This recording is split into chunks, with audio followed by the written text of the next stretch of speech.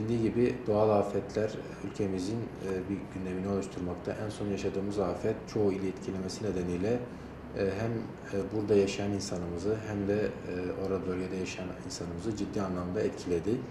Özellikle şu an bu bölgede yaşayan insanımız açısından yani göçük altında kalmamış insanlarda bize polikliniğe başvurular olmaya başladı.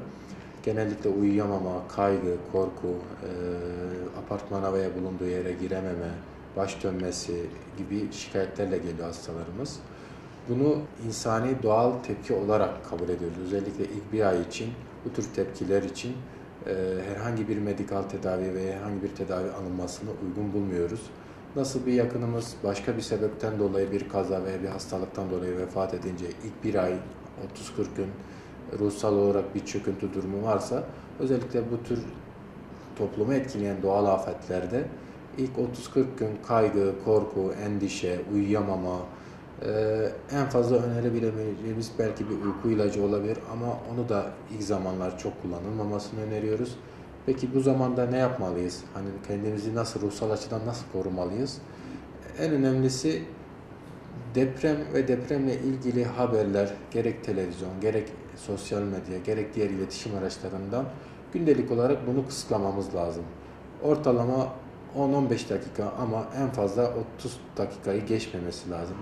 Muhabbet ettiğimiz dostlar olsun veya telefonla iletişim kurduğumuz kişilerde bu konuları çok sık görüşmememiz ve en fazla günde yarım saat ayırmamız yeterli olur. Yarım saatten fazla deprem haberi bizde bu ruhsal sıkıntıyı daha da arttırır.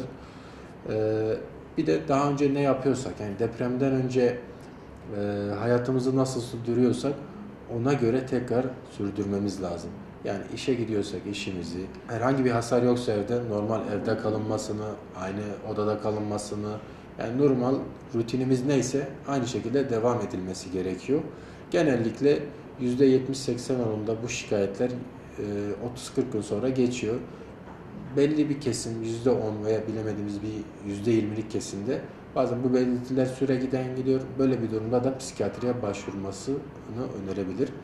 Çocuklarımızı korumak için de aynı önerilerde bulunuyoruz. Onları mümkün olduğunca deprem haberlerini veya depremle ilgili iletişim araçlarından uzak tutmamak en doğrusu. Bir de deprem konusunda doğru bilgilendirme yapılırsa en sağlıklı şekilde yaklaşmış oluruz.